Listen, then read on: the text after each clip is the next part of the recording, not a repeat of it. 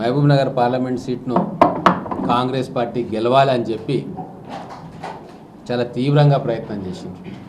వాళ్ళందరికీ కూడా పత్రికాముఖంగా ధన్యవాదాలు తెలుపుతా ఉన్నాం. అలాగే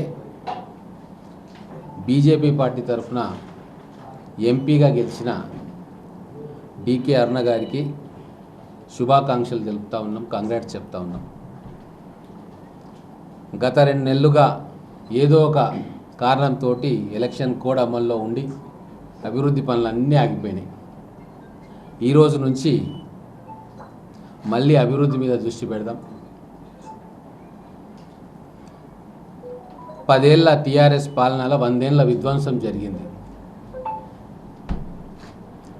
వాటన్నిటిని కూడా ఒక్కొక్కటిగా సరిచేసే ప్రయత్నం రేవంత్ రెడ్డి గారి నాయకత్వంలో రాష్ట్ర ప్రభుత్వం చేస్తూ ఉంది. అనేక రంగాలు విధ్వంసానికి గురైనాయి. ఆర్థిక రంగ విధ్వంసం, విద్యారంగ వినాశనం, ఇరిగేషన్ ప్రాజెక్ట్స్ అన్నీ కూడా కుప్పగూలడం లేదా మధ్యలో ఆగిపోవడం, వీటన్నిటినీ ఒక్కొక్కటిగా గాడిన పెట్టాల్సిన బాధ్యత ఈరోజు కాంగ్రెస్ ప్రభుత్వం మీద ఉంది. దానికి చిత్తశుద్ధితోటి మన ముఖ్యమంత్రి గారు, మంత్రివర్గం, ఎమ్మెల్యేలు ప్రయత్నం చేస్తూ ఉన్నారు. ఇంకా ఇప్పుడు ఎలక్షన్స్ అయిపోయినాయి, రిజల్ట్స్ వచ్చేసినాయి. ఇప్పుడు మనం అభివృద్ధి మీద దృష్టి పెట్టాల్సిన అవసరం ఉంది.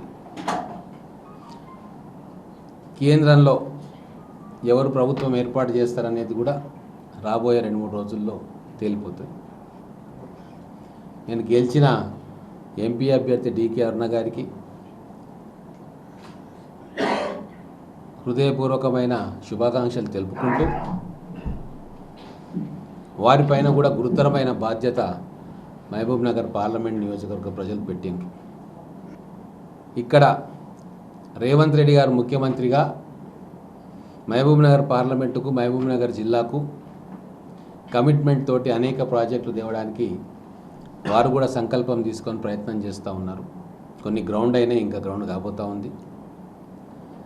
అదే క్రమంలో రేపు ఒకవేళ ఎన్డీఏ ప్రభుత్వం కేంద్రంలో వస్తే బీజేపీ ప్రధానమంత్రి ఉంటాడు. కాబట్టి ఇక్కడ బీజేపీగా ఎంపీగా గెలిచిన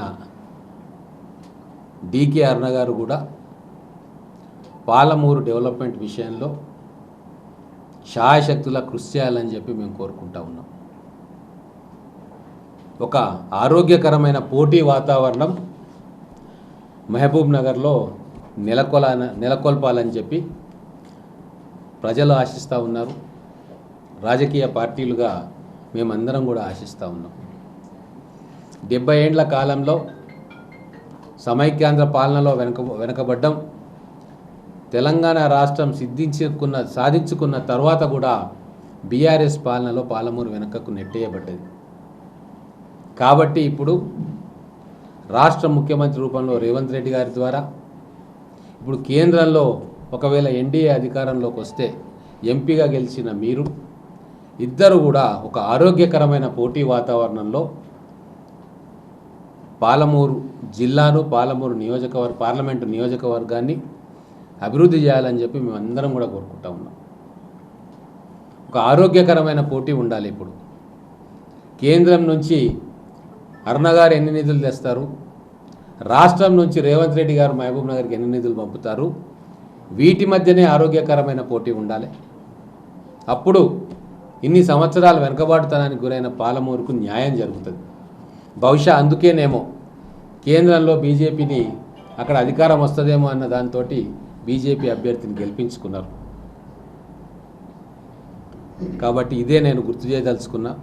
గౌరవ రేవంత్ రెడ్డి గారు, గౌరవ పార్లమెంట్ సభ్యురాలు డికే అరుణ గారు వచ్చిన ఈ అవకాశాన్ని పాలమూరు జిల్లా అభివృద్ధి కోసం ఒక ఆరోగ్యకరమైన పోటీ వాతావరణంతో ఇక్కడ ప్రజలకు మేలు చేయాలని చెప్పి మేము ఆశిస్తూ ఉన్నాం.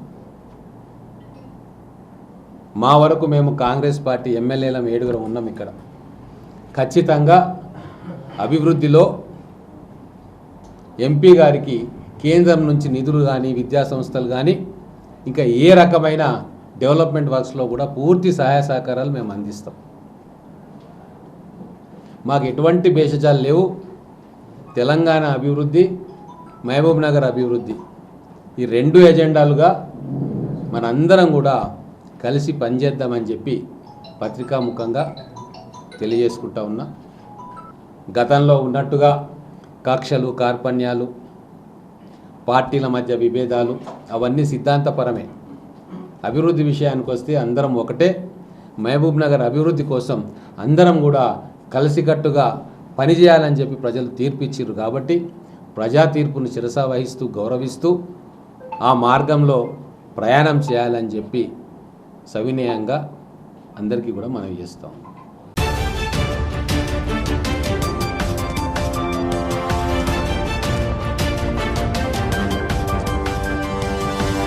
Audio Jungle.